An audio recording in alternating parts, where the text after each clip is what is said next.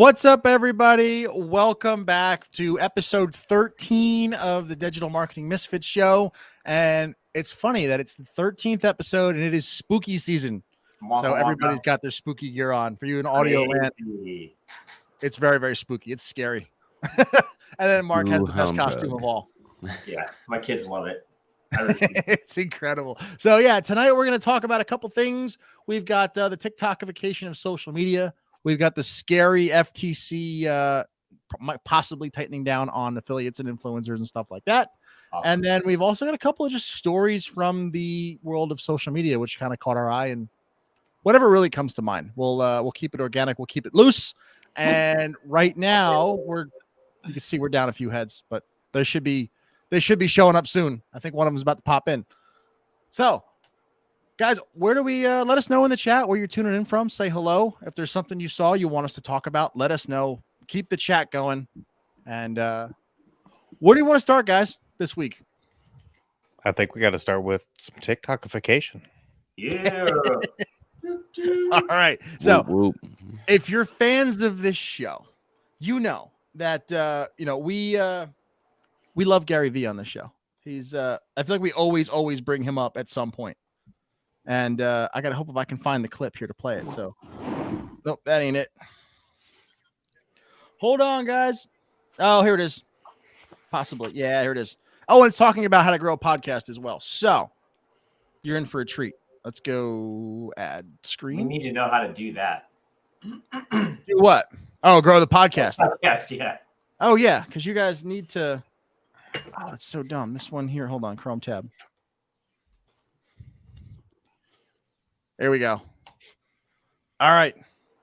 Right now, we're in such a great era for creators because we're moving through the TikTokification of all social media. AKA, for a decade, you had to build a lot of followers to get anything seen. Now, your first piece of content is seen by 1 million people. That's profound. So now we're in a whole different world where if you do a podcast, the clips get posted on TikTok and YouTube Shorts and Instagram Reels, which I think is going to start following for a bigger virality kind of gap. What I mean gap is instead of all your Reels getting somewhat the same amount of views, now you'll start seeing some things go viral, but the views you're getting are declining because they have to have those views for the virality. If in that copy, your entire Instagram Reels profile is listen to the podcast and the podcast is the default URL. And in the post-production of that Reels, there's a logo saying listen to the podcast. You're using the content that you got from the podcast to drive to subscriptions for the podcast, and it becomes a viral loop. Right now. Yeah. So wasn't quite the clip I was looking for. We can still talk about it because, we don't know. I feel like there's this guy that does this so good on TikTok where he's got an amazing podcast and he does interviews on people, and he takes like some of the best like little clips and snippets that makes you want to hear more and be part of that actual podcast, and drives traffic right to it. It's freaking amazing. Have you seen that one guy that was like he worked with like Pablo Escobar, and he was the airplane pilot moving all the goods from back and forth, and he had made like $60 million by like 1981, 1982. No. And then he finally got caught, but he's got a gazillion stories. And now he's put a book out, and he just got out of prison. And he's like telling all of his stories. And now he's going on different podcasts, telling his stories to sell his book. And they're incredibly fascinating. Wow. And I'm sure each one of those stories becomes short form content, right? How did you find them? Yeah, it came up on my feed. I don't know. Yeah. I mean, again, short form reach now is nuts. And everyone says, oh, my views are down. Well, it makes sense with Gary because I don't think the views on the platform are any different. It's just that one video goes mega viral. So you can't watch 2 or more together. Isn't that the movie that Tom Cruise did? The guy who was a pilot. I think that was a different pilot. I mean, he's got crazy accounts from like stuff that happened with the Clintons. And there's like, he's got like murderous, scandalous stuff with, I'm like, good Lord, you got some crazy stories, whether they're true or not. They're crazy stories. Oh yeah. I mean, literally that just is going to be clickbait by itself. Hey, I flew a plane for Pablo Escobar. Here's what happened on a random Wednesday. Yeah. So how are you not going to watch that video? He was like, I was fixing to make it was like $40 million for an 8-hour flight.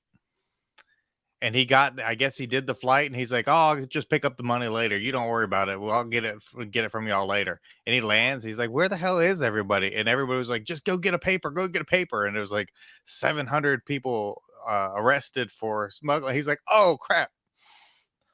And he talks about like he was shot down a bunch of times, and the airplanes he would buy them, and they were basically like 1 or 2 time use.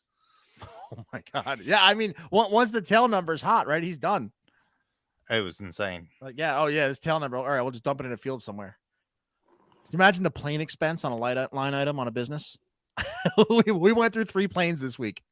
He was. I think he said he spent between $20,000 and $50,000 on a plane, but he was making millions for each run. Yeah. That's wild.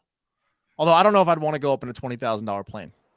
I feel like You got to remember, this is in the 70s and 80s too. Oh, that's true. That's true. So it wasn't quite a flying hoopty. No, it was actually a really nice plane.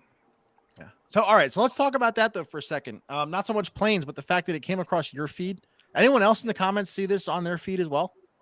I mean, this is because now obviously we've talked about this, I think, in numerous episodes where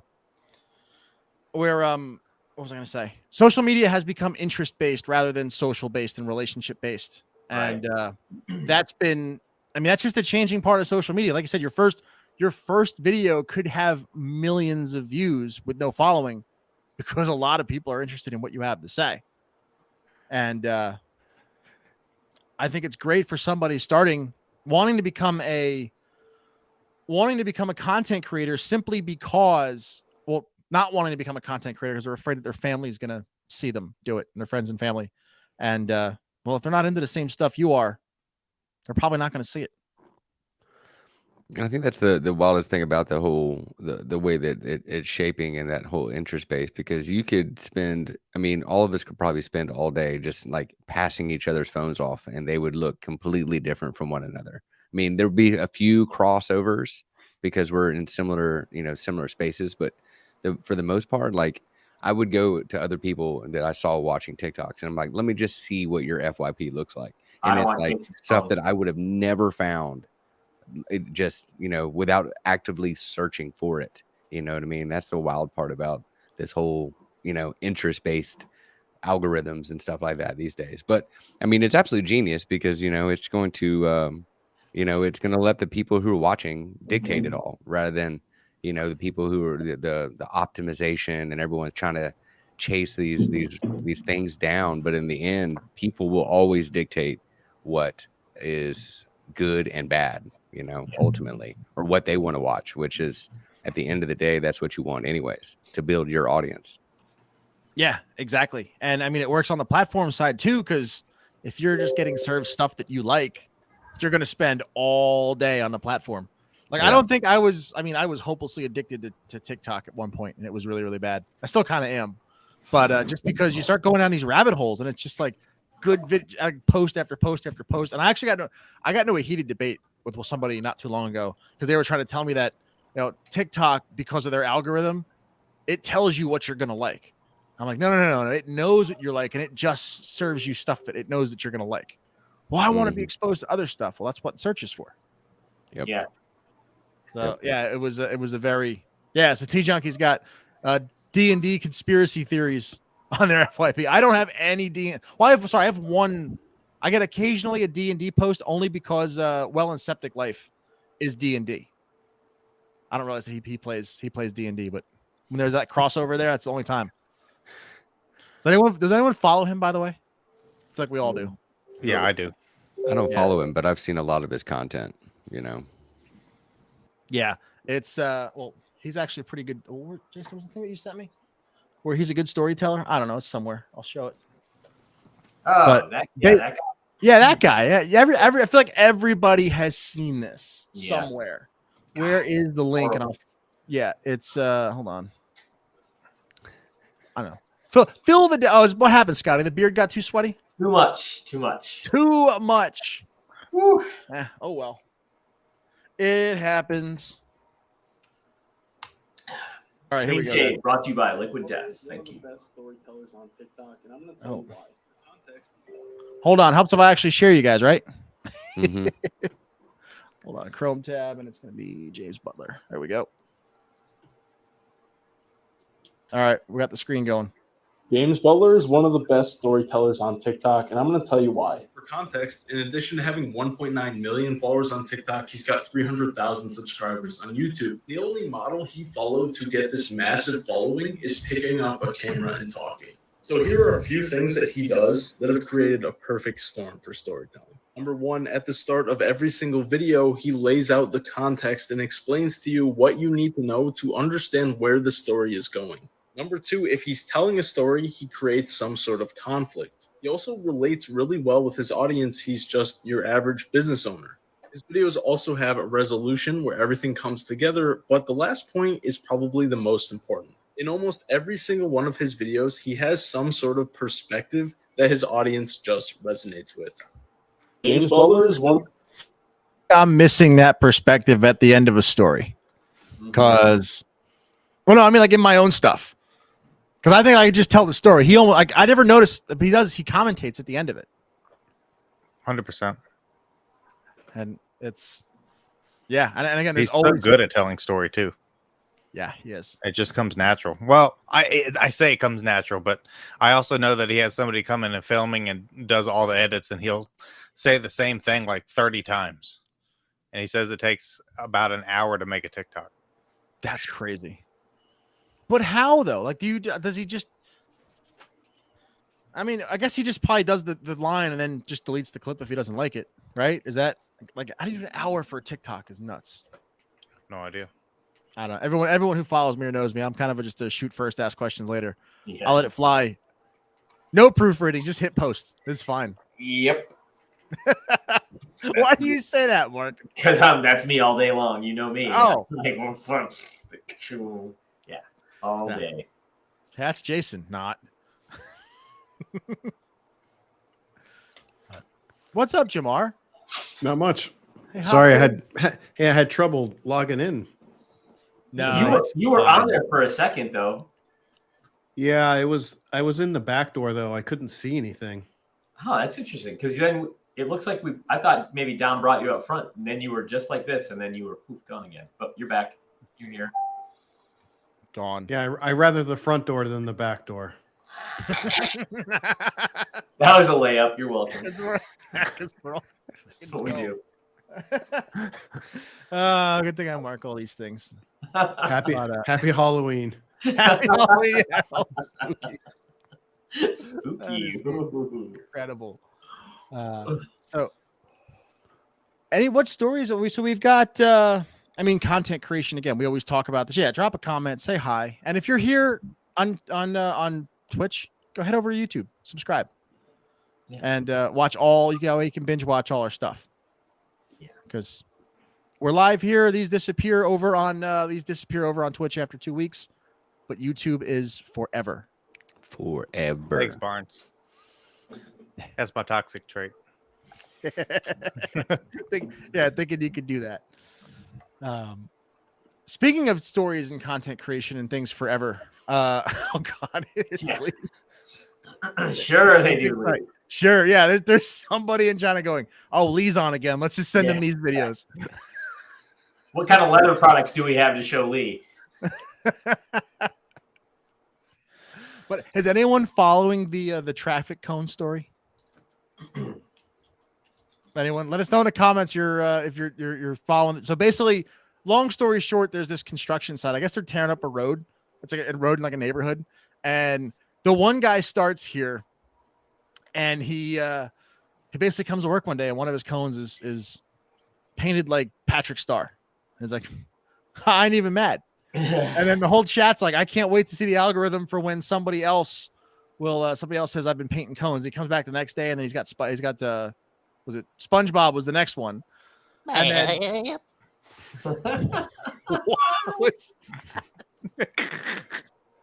so basically, because everybody's a content creator these days, this one girl actually was making TikToks about I'm painting the cones, and this one here is where they basically found each other. We're like 4 or 5 videos away on the FYP, and it was spectacular because this just kind of shows you how universal things are.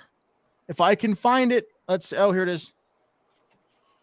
Let me play the clip and then we'll commentate on it. Chrome tab. It's so fascinating how the FYP can figure that stuff out by people's actions, by hashtags, by a million different factors. Oh yeah, and it's probably also the geographic location too. But I don't think this is anywhere near me. But I think once it goes mega viral, location doesn't matter. Day Yeah, it might 3 be true. of in traffic cone and painting. Decode. What's that, Mark? Can you guys hear that? Yeah. Yes. All right. So we show up to work this morning, and someone painted one of our cones like Patrick. I ain't even mad. So, like, literally at the same time, like they were. I mean, that wasn't 4 posts away, but it was close on the FYP, relatively speaking. But I mean, this is what happens when everybody has a camera in their pocket. Everybody wants to go shoot and make stuff and go viral.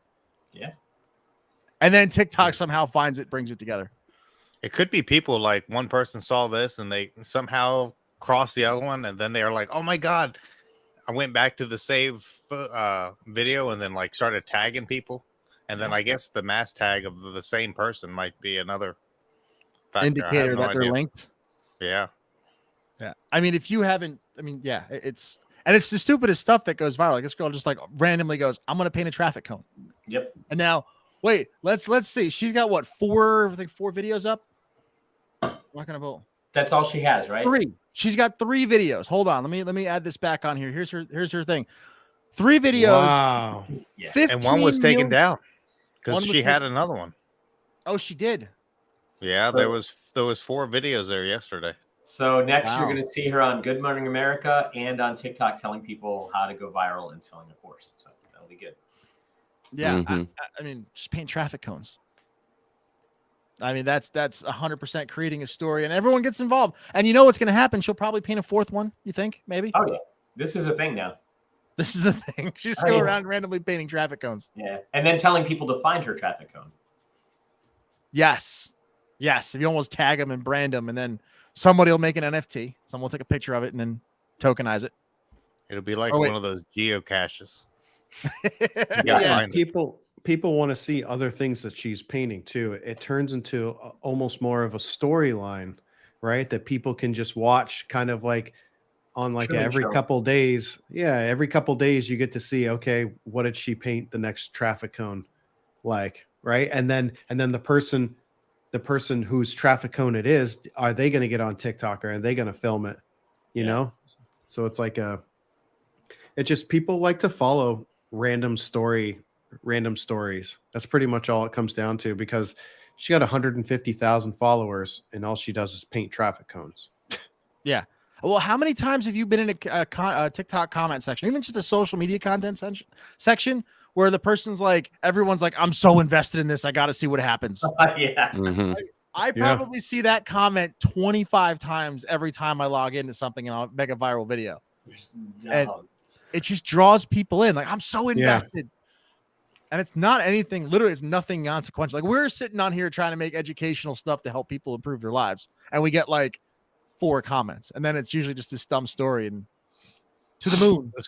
I mean, everybody's heard that the stories are the ones that sell. We've all heard that, but as humans, we're designed to retain stories because we're Right. spoiled now. We have Google, we have books, we have a lot of things, but go back 1,000 years, 2,000 years, go back, and history was from generation to generation and was done by stories.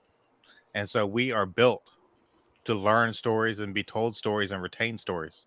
That's just how history was for how long. Yeah, you're right.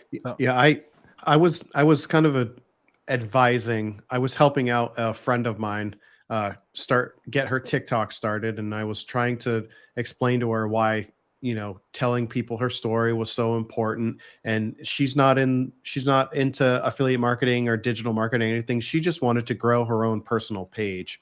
And eventually she wanted to maybe do like some sponsorships and stuff like that. But the things that I was teaching her over 2 or 3 calls, she was, so she's living with her sister-in-law at the moment. and she was sharing all of those things with their sister-in-law. Well, her sister-in-law happened to grow up. She's of Mexican descent, and she grew up in like almost like a Mexican cult. And I tried to tell her and her friend, I said, hey, you guys should probably tell the story about how you guys got like out of like how you guys basically broke away from this like religious cult. And literally within an 8-part series, her like first or second video went like mega viral, like millions of views. And literally she was struggling to get her first 1,000 followers. And now she didn't know what to do because she had like 80,000 followers. It was literally like overnight. And every single comment in that first or second video was just like, I need part 2. I need part 2. I need part 3. I need part 4. I need part 5. Because she was just going and telling the story of how she grew up, how, what life was like, for her family. And then she talked about when she got older and she broke away. And there was like these very defined parts that she was talking about. And it just, literally, her mind was blown where she was like, oh my gosh, I didn't realize I could grow so fast just telling my own personal story. And I'm like, yeah, that's all it really takes. People get invested into your story, and they want to hear about what happens next. It's like cliffhanger style. So yeah, I mean, it's not to be underestimated, the fact that when you just start talking about yourself and turn it into a mini series, people get invested. Yeah. Speaking of open cliffhangers, loop. I'm sorry. Go ahead. Don. No, go ahead. Finish. I was going to say open loops have been used in all forms of both entertainment, copywriting, everything for, decades. Look at soap operas, look at television series. There's a reason why those people get invested. They got to know that big climactic moment, but what happens next, So yeah, that's, it makes complete sense. That sounds like a story that, like, if I watched the video, I'd be like, well, now I'm about to go binge watch this person's channel because I want to know what happens next. I mean, we're all guilty of it. So, and I think out of like an 8-part series, I think like 6 out of the 8 parts got over 1 million views. It was crazy. Yeah. Well, it is a Mexican cult. I mean, Yeah. Well, again, that's the thing. If you lead with that, like, people are like, what? What is that? I must watch to learn more. Yeah, I'd never even heard of Mexican cult. Yeah. Yeah, Everyone, welcome back. not a Mexican cult. I was like, everyone, welcome back, Barb. It's been a minute. Hope she's back here. Yay! She and I'm wearing lives. my Halloween robe with Yep. pumpkins on it, which I never wear for any other reason. Not year round, certainly. Just right now. Yeah. Nice. I mean, if there was an episode for you to come back on, it was this one. Yep. Yes. Well, Yep. Episode 13, the Halloween episode. Ooh, spooky. I almost expected the skeleton full getup, but pajamas. I know. I was thinking of that and how that kind of spawned I don't know. I think I had made a dancing skeleton pajamas video, and then Dom made one. Yeah. And then it kind of escalated from there. So Yeah. They're both wearing theirs. what's that? Oh, yeah. Yeah. Mine are, I think, in the winter clothes box somewhere. So I need to dig them out. Oh, you have winter and summer clothes boxes. You're one of those people that change their wardrobe. It's summer is like booty shorts and tank tops, and winter is like 17 robes and like sweatpants and like long sleeve shirts. So it's either one or the other. There's really no in between. Yeah, you guys don't have a fall in California, do you? It just goes summer right to winter. Literally went from being 90 degrees to the high is like 68, and that's really cold for me. So yeah. But we were that's awesome. Well, we're glad to have you back. Yes. glad to be back. We are. We missed your perspective on stuff. And my girlish good looks, I assume. Yeah. But if I mean, anybody here, what'd you say? Yeah, I mean, look at the rest of us. Yeah. Seriously, yeah. Too much. We got faces for radio. in the room. What? Too much testosterone in the room. Yeah. See, podcasts are supposed to be audio for this reason, but now in the age of short form social media, now everybody has to get on camera, and everybody should. So just start telling your story, break the fourth wall, because it will open up doors that we're going to show you later on next month. Cliffhanger. If you guys aren't already creating content, start creating content. Literally, and just think about creating value or telling stories. Don't worry about how to monetize. Just start creating content, even if that means just getting out of your comfort zone and getting in front of a camera. If you're like into Star Wars, just make Star Wars content. You'll find other Star Wars people, and as long as there's a number on a screen, it'll open doors for you. 100%. General Hospital in the 80s. Good Lord. But next story now, you guys want to talk about a really good Motorola ad because we're on like stories, or do we want to talk about redefining success? I'm going to let you guys choose. Well, let's let the audience choose. What does the audience want to see about? Let us know. Now we got 20 seconds to wait because they're on a delay. Say them again. Tell them again. Oh, they're on a 20-second. So we're gonna talk about a really good Motorola ad because we're on concept of storytelling, and then we can actually talk about redefining success online and entrepreneurship. I think the ad makes more sense, and then we can roll into. What products do Motorola like? What's their primary product now? We're about to find out. So good question. Yeah, exactly. Right. Motorola, like that's just a really weird ad or a really weird company to have. I came across my page and it was like 6 million views, I think, or something. Yeah, it's wild. All right, so let's come over to here.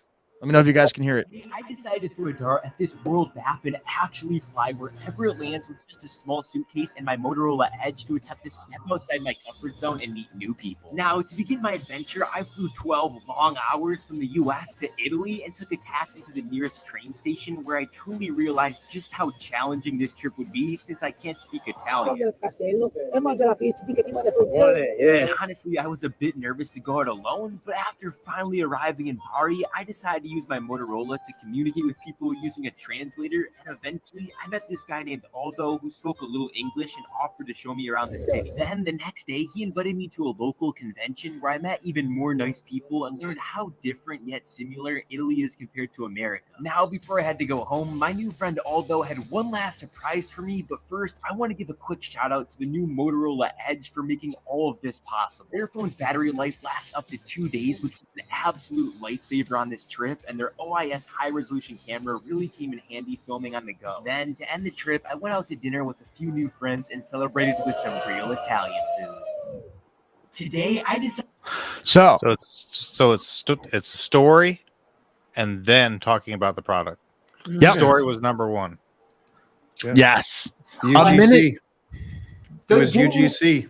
Yeah, but didn't you see the commercial right in the beginning? I thought that was. I mean, I didn't think that was a good one. It was so obvious. It was obvious, but wait, where did you see the commercial in the beginning though? Because I literally the first time I watched it, I was like, "Oh, this is a cool." And I, like as soon as the Motorola came out, where he's like, "Oh, my Motorola thing," it was 35 seconds into the ad, and I was like, "They hooked me for 35 seconds before I realized it was." Was it that long? Okay. Yeah, it was literally. It's a minute 9. It was 35 seconds. They talked about the phone for about 3 seconds, which the experienced mind is like the experienced marketing mind is like, yeah, this is a commercial. Plus, and I like one of the main features that he pointed out was a pain point for most people where the battery life lasts 2 days. How many people in here now have a phone that lasts 2 days? I don't. I sure as hell don't.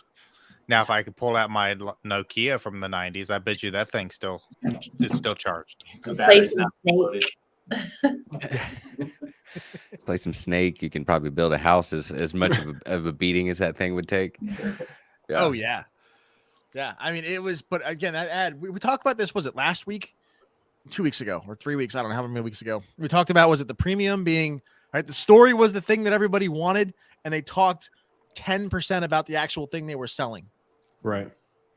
And again, but it was subtle features all throughout though. Like you name drop it on the way, but it's all just kind of like interwoven to the story because they're more curious about, oh, this dude threw a dart at a map and now he's traveling all over the world. Oh, okay, he took his phone, whatever. Oh, now he's meeting Aldo. Oh, okay, he's got a translator. Oh, well, now he's going to some convention. Oh, Italians and Americans. And it's like there's so much interwoven there before he even says, oh, it's got a 2-hour battery life. Oh, it's got a high resolution camera, and then it's right back to the having fun, enjoying things. It's I mean, it was a really genius piece of content. Let me ask. I was just gonna going to say say, slipping a pill, like a allergy pill, into a hot dog and feeding it to your dog. It's like the main meat, the juicy part. That's what they want. That's what they see, and then they get tricked into consuming something that's going to help them. That's yeah, awesome. and the medium at which people are consuming this, you can tell. Like I don't think that medium would work as well if we were just watching TV, right? And that were the style, the way that they styled that UGC, but like story, it just vertical, it just fit perfect for the audience that was intended to watch that on TikTok. So more and more and more brands are realizing, okay, where is the attention? Okay, the attention is on TikTok, Facebook Reels, right? There's a lot more people consuming that content than they are traditional television now. So another pitch for content creators and UGC and people like that, they're in such high demand because brands are transitioning over to eyeballs. Where are the eyeballs? Where are people spending all of their time? People are spending their time staring at their phones on social apps.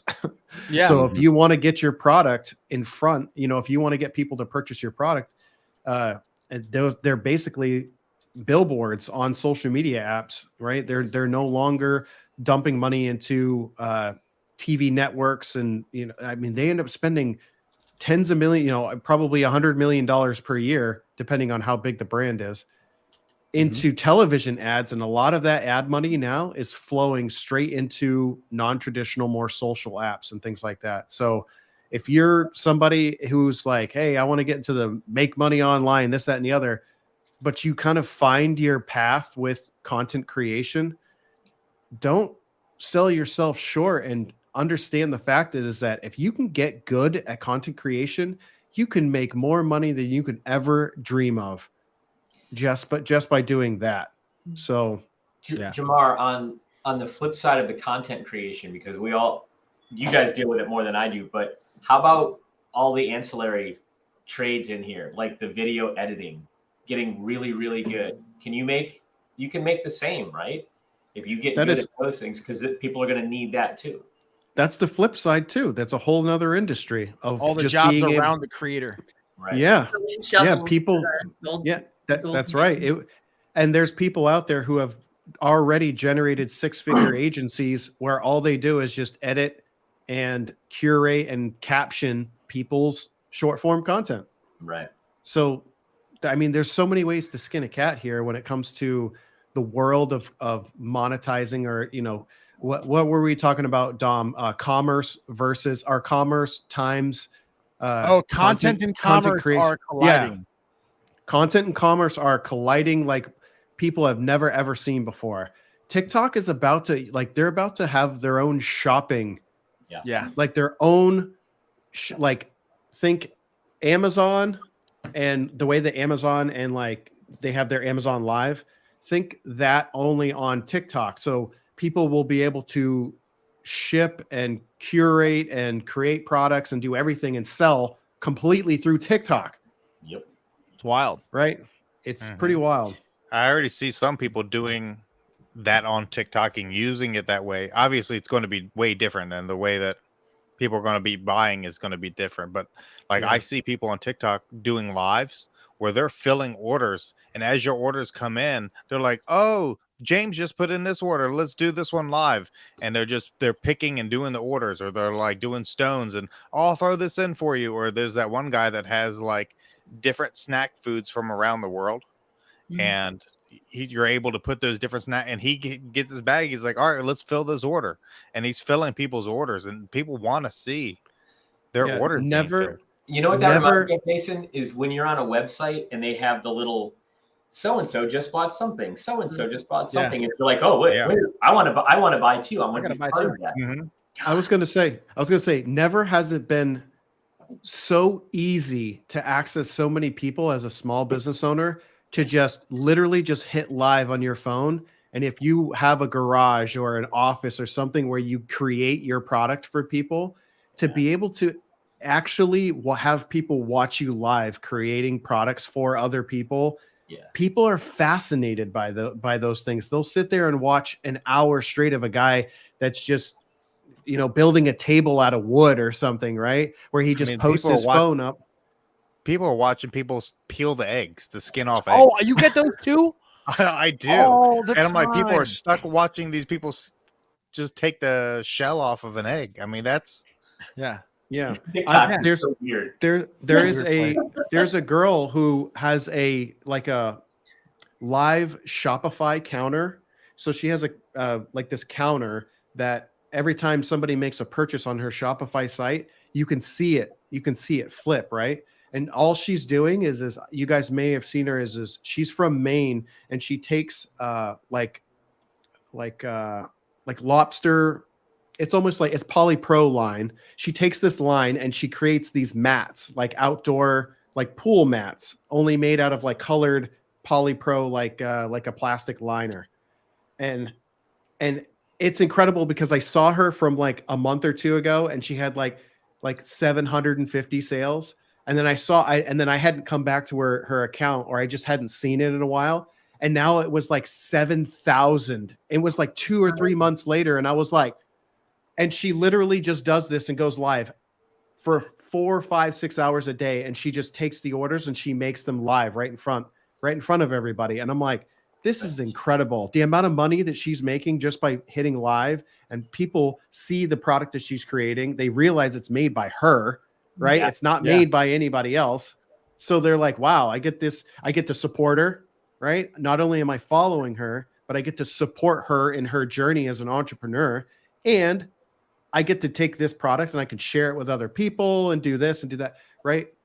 So that, again, when people purchase products through small business owners like that, they feel like they're part of the journey. They're part of the story of this person growing their business. I supported this person when they had, this amount of followers. Now they have this amount of followers, and they've sold, 5,000 more of these little placemat rugs.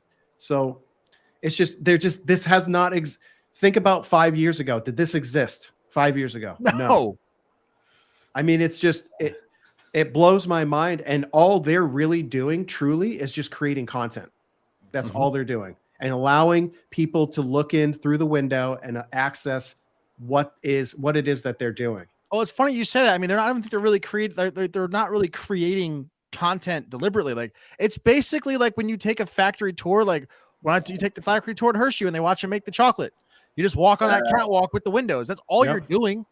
It's the same with going to Krispy Kreme and looking at the donuts coming through. Yeah. Yep. Everybody wants to be a part of something. And I've even seen, have you guys seen the live TikToks where, like, if you have an action, if you follow, if you send a gift, if you do something, they've got like this little receipt printer thing that starts printing out your name and what you've done coming out on, and people want to see their name and they want to be a part of something. Yes. Yeah. That's awesome. Scotty, you had your hand up for a while. No, I was just flailing around. Don't worry. I lose control this time of night. I lose control of my hands. I don't know. I'll go back to sitting right now. Here I go. I'm sitting on my hands again. But yeah, again, everyone, like, if you're watching this show and you've been watching for I mean, how many of you, has anyone in our audience not started creating content yet? I mean, I think everyone here has been creating for a while if you're on the show, but if you're not, just start. There's literally room for every interest, every stupid, like what me and Reagan always are passing back and forth on our group chat. Lesbian drama on TikTok. Who cares? Like, who cares? But it's insane the kind of traction that these tiny little niches get. Yeah. It's like huge, like, musicians and artists and stuff are commenting on this person's video because they are in that kind of subgroup of people that, care about this content. And it's just like, whatever you're just like insanely like interested in or passionate about, or just want to screw around and make content about, it doesn't even have to be something that's like your life's dream, but just something that you want to be funny and make content with. It doesn't matter. Like, there's literally room for everything. And like, even if you don't have a product, you can monetize in a number of different ways. It's just absolutely wild. I mean, even this, like, it's funny, Barb, you brought up lesbian drama. I thought of other drama, like post Ian. I'm sure, Scotty, you saw this, and Thad, you're down there in the South.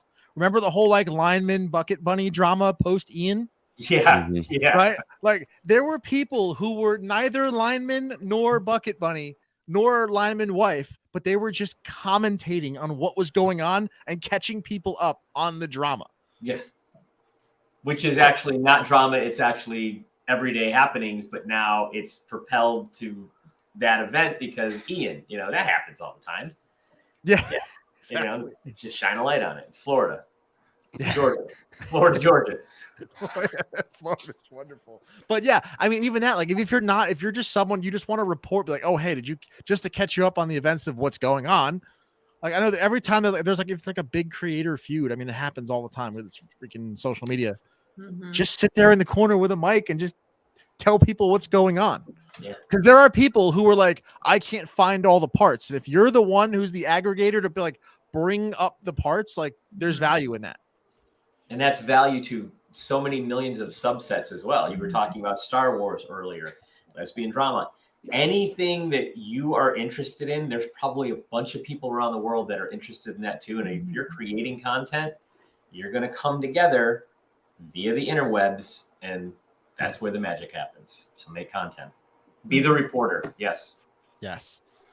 Absolutely. I mean, because again, it's just all doors will open everywhere. What are we? Well, hell, I mean, talking about this now, I'm gonna use this as a segue into our JT Pornett story about creators having influence. Hell yeah. And being So I was looking for a way into that, and now I think you guys just gave it to me. Yeah. So we're gonna hold on. I can find this. I'm gonna share that, and now we're in. Say it. Thought just came to me. People might agree. People might disagree. Social media influencers and creators are more impactful in culture than big screen movie stars. Right now, I believe they are. Here's why. The more touch points that you have, the more influence you have. Big screen movie stars, actors, actresses, same with musicians. People that you see very periodically that have a massive splash, but then you don't see them for 6 months or you don't hear about them for 4 months, have less of an impact than the people that are far less globally known, but are more in the day-to-day visual of the people that you're consuming. Yep. It's just too hard to build a relationship with your audience if you don't see them frequently. I'll say another thing. The biggest movie stars in the world that you're thinking right now, wait a minute, this person is relevant. They're also really good at social media. I'd be willing to bet it because they know that they can't take that time to not be in front of you as a consumer because somebody else will take that attention and they will use it and they will forget about them. So it's funny. Right before he said, "Oh, I'm muted. Hold on. Am I muted still?" No. No, I'm not. All right. No. So I got this big thing that said you've been muted on my screen. I didn't know if I was actually muted. That was me muting you and unmuting you at the right time. So, because there was a wicked echo if I didn't. Oh yeah, thanks guys. I appreciate that because I'm not that good at this stuff. don't let this all fool you. Misfits. Yeah, exactly. We were misfits to the core. And I was literally just gonna say, Regan, in the chat here, The Rock. Like, The Rock is so good at social media. Yep. Him, Kevin Hart, and then Shaq. Shaq has been crushing it lately. Yeah. Shaq is spectacular on social media. And it's well, that's the other thing too. Movie stars don't respond to your comments. Yes. And, although speaking of like globally recognized, I guess you can call them celebrities, but like sports teams, when they have TikToks, the Detroit Lions, they respond to everybody. It's incredible. They got nothing else to do. they go to work Thanksgiving Day every year. They suck, and they're the punching bag of America. What are you gonna do? I mean, you're going to be really good on social media, and you are 100% going to build a community on social media because you're not going to do it through your football team. It's funny when you said The Rock and Kevin Hart and those guys too. It might be my view of it, but you also never notice that they're promo. They're not doing the promo. They're out there and everything. that the Kardashians are doing a spectacle. A lot of they're making up events to be seen, where it just seems like The Rock is somewhere and he's like, oh, hey, I was at somebody's wedding or something. And it's probably staged. It's probably set up by PR people, but it doesn't look like it. So it feels better. Warm and cut. Yeah. They have a really good PR team if they do. Because again, like you said, it's probably not him. Because you never see The Rock ever holding his phone. It's always someone filming him. It's never. I'm sorry. We got to have our guy on here, my buddy Austin. Have you guys followed the Savannah Bananas, the minor league baseball team in Savannah? Oh, I'm familiar with the Bananas. Yeah, they're always doing the dances. The dancing mid-game. Yeah. And I was stationed in Savannah, and he was telling me about this. I'm like, we had the Savannah Sand Gnats, and you didn't like to go to the games because it was horrible. The Sand Gnats would come out and get you. Some guy bought the team, and like their whole thing is like family friendly. They do all this crazy stuff, and they blew up on social media too. They're making so much money now. People want to go participate and be involved in that event at the games. I don't know why that came to me. Sorry. No, and it can be perfect. I mean, it's and the team may have. I'm sure the team probably turned around because yeah, they're like the Harlem Globetrotters. They're like just like the Harlem Globetrotters when they're playing their B League whatever minor league stuff. So it's really unique, and it just hit me that's kind of they're doing that thing too. They're relatable. They're the normal people, but they're at a sporting event. Yeah, and I mean, I'm not going to bring up another clip on TikTok, but there was one that we had in here. I was buried a story about Mark Cuban talking about how he turned around the Dallas Mavericks. Yes, in there, and it was the same thing. He's like, he would, as the CEO, as the owner, he'd sit and we called the fishbowl, which is where all the salespeople are calling to sell season tickets, and it happens. I guess it happens in smaller market pro teams. I've never had the Yankees call me to like, hey, come on down to the ballpark. But right. But I guess when the Dallas Mavericks sucked and no one was there, they actually had salespeople to call and say, hey, come on down. Yeah. Because the Trenton Thunder call me periodically and they say, hey, try to sell me season tickets. But I mean, Cuban was saying, he's like, you are not allowed to mention the team's record at all because you're not selling basketball. You're selling a night out. You're selling an experience. Yeah. And that's when he revamped the whole stadium and added a whole another level of entertainment to the stadium because people didn't like to go there beforehand. Yeah. He got it. And it was the same model, I'm sure, with the Bananas going down there. It's you turn around the experience and all of a sudden, hey, there's interest in the team. Right. And then when you have money coming in because people are buying tickets and buying concessions, hey, you can afford good players now. Yep. It's funny how that happens. Yep. Because I mean, I'm not going to say people say the Yankees bought all their rings, but the Yankees have had the largest payroll for decades. So, or are they still? Yeah. Or I didn't know if Boston passed them. Yeah, come on, Boston. Yeah, maybe. I don't know. Brady. The baseball teams play. You say Tom Brady? Yeah. Everybody had to keep shoveling money to Kraft. So that's another conspiracy. Hopefully, it's actually the Dodgers now. The Dodgers have the biggest payroll in baseball. The Dodgers? Mm-hmm. Yeah, I'm dating myself. So, but yeah, so just know the business that you're in again, and bringing it back to content creation because that's what we do on this podcast. Every single thing is about content creation. Know what you're selling. So if you are marketing through content creation, you are not selling the product that you're making the content about. You're selling the attention and you're selling the story. And if people buy that, they're going to naturally just buy your product. Right. Yes. Oh my gosh. I wish I could, I don't have any tattoos yet, but I've been wanting one since I was 13. And I was like, I just need to find the perfect one that'll stay with me in spirit, the vibe of it forever. Because I'm going to be old and still have it. And what you just said about when you're creating content, you're not selling the product. You're telling a story. You're like vibing with people. You're selling like interest and attention. I want to get that as a tramp stamp. That's a really long. Is that in the form of a butterfly? All the words going like that? Yes. Oh, that's so pretty. Oh my god. Spectacular. So somebody needs to clip that if you're on Twitch and you're Twitch literate, 49 minutes in and just go back about 2 minutes. That's going to be a TikTok. And then what's going to happen is there's going to be some artist who's going to see it, duet the video, and they're actually going to design the tattoo. And Barb's going to be like, yes, I want that one. Yeah. Because that's how. Film it. Yeah. Barb wants a whale tail. Oh my god. That's how the internet works. It's all, And Reagan's down for matching tattoos. This is perfect. Yes.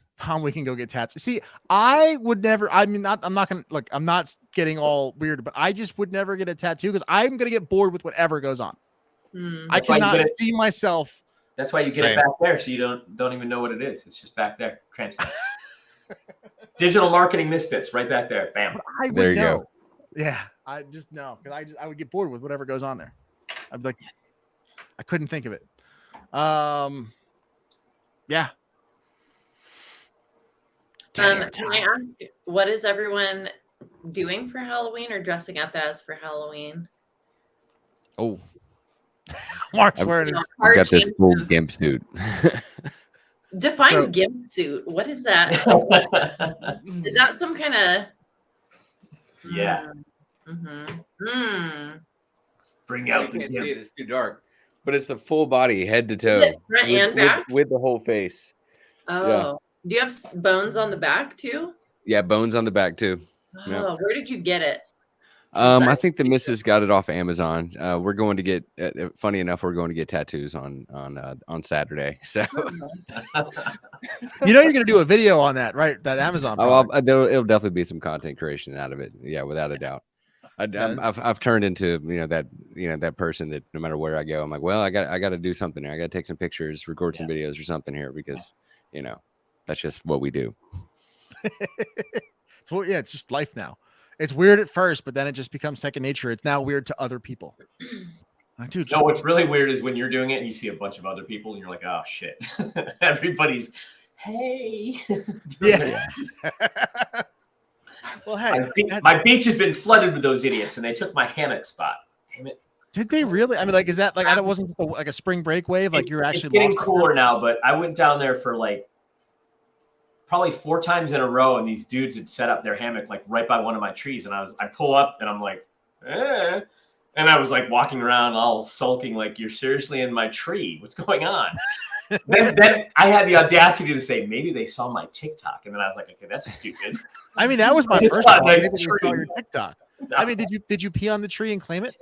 It's my tree. Nobody knew about my spot.